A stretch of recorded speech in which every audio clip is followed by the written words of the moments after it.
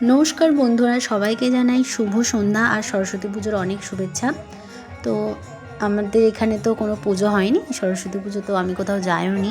সকালে একটু বাপের বাড়িতে গেছিলাম। আর তোমাদের সাথে আজকে আমি শেয়ার করছি আমার একটা দিদির বাড়িতে হরিনামের অনুষ্ঠানে সেখানে কী খাওয়া দাওয়া করেছি সেটাই তোমাদের সাথে শেয়ার করব। তো প্রথমেই সাদা ভাত দিয়ে গেছিলো, আর তার সাথে ছিল আলু ভাজা। আলু ভাজাটা আমি আরেকবার নিয়েছিলাম একটু বেশি করেই। আর তার সাথে ছিল ডাল। ডালটাও তো কাজু আর কিশমিশ দিয়ে বানিয়েছিল।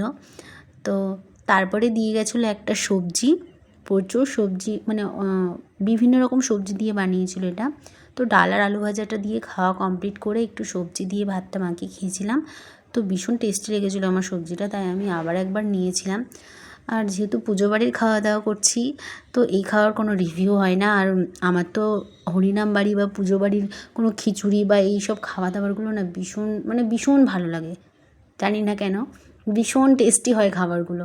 তো তারপরে দিয়ে গেছিলো চাটনি, পাঁপড় আর পায়েস, আর এসেছিলো বোঁদে, যেটা আমি খাইনি, তোমাদের সাথে দেখালাম জাস্ট। আর পায়েসটা একটু হালকা হালকা মিষ্টি হয়েছিল বলেই আমার ভীষণ ভালো লেগেছে, কারণ বেশি চড়া মিষ্টি আবার আমার খুব একটা ভালো লাগে না। তো ভিডিওটা ভালো লাগলে একটা লাইক করবে আর চ্যানেলটাকে সাবস্ক্রাইব করবে। Thank you.